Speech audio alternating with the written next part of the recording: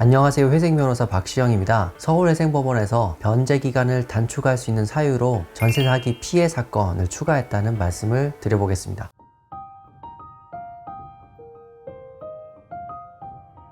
제가 카페에 쓴 글을 같이 보면서 말씀드리겠습니다. 박변의 노변 담화 게시판에 올린 글입니다. 서울회생법원 전세사기 피해자 지원 방안 개인회생 변제기간 단축 글입니다. 종전에 서울회생법원은 기본 3년인 개인회생 변제기간을 3년 미만으로 단축시킬 수 있는 사유 5가지를 마련해 놓고 있었습니다. 이제 첫 번째는 65세 이상인 경우, 그리고 30세 미만인 경우, 그리고 장애인 복지법에 따른 장애인 중 장애 정도가 심한 경우, 3명 이상의 미성년 자녀 양육자, 그리고 마지막으로 한부모 가정의 부 또는 모가 개인회생을 신청할 때 3년 미만으로 변제기간을 할 수 있도록 하는 실무준칙 424호가 시행되고 있었습니다. 그런데 이번에 실무준칙의 6호를 추가해서 전세사기 피해를 당해 개인회생을 하는 경우에는 역시 3년 미만의 변제기간으로 개인회생을 진행할 수 있도록 했습니다. 이 실무준칙이 시행되는 날짜는 2023년 9월 1일입니다. 이 실무준칙이 생긴 배경은 역시 올해 상반기에 생긴 대규모 전세사기 피해 사건 때문입니다. 전세사기 피해를 당하면 그 전세금은 형식적으로 남아있지만 실질적으로는 자기의 재산에서 빠지거든요. 그래서 다른 채무가 과다한 경우에는 개인회생을 당장 진행할 수 있어야 되는데, 이 형식적인 전세자금, 전세금 반환 청구권이 존재함으로 인해서 개인회생을 신청할 수 없는 그 문제를 해결하기 위해서 이 실무준칙을 둔 겁니다. 이 관련해서 이 실무준칙뿐만 아니라 서울회생법원에서 배포한 공식적인 자료, 비공식적인 자료를 종합해서 제 카페의 게시글로 정리를 해봤습니다. 먼저 요건 5가지입니다.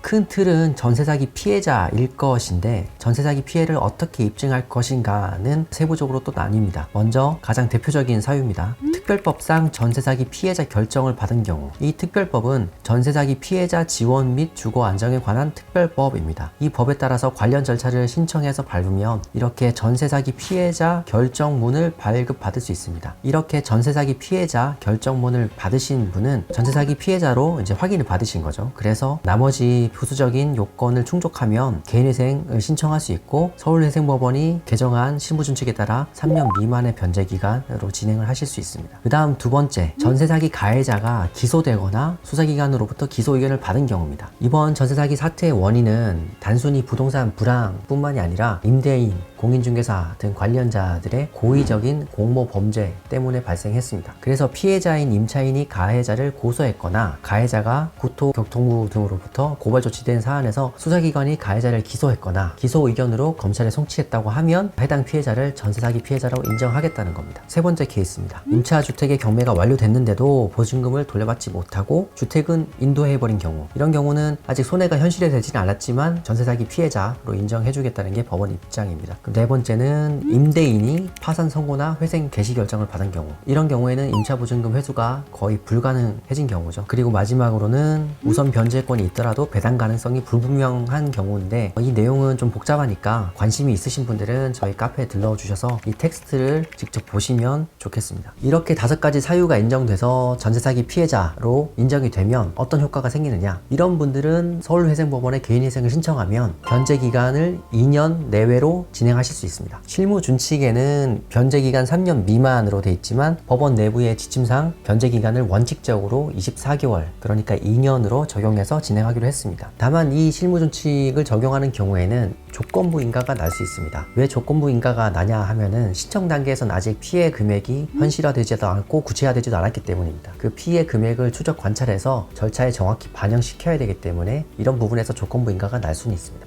마지막으로 유의사항입니다. 적용 제외 사유에 대표적으로 사행성 채무를 조심하셔야 됩니다. 전세사기 피해자라고 하더라도 다른 채무 발생 원인에 사행성 채무가 같이 존재한다고 하면 이 실무준칙의 적용 대상에서 제외하겠다는 게 법원 입장입니다.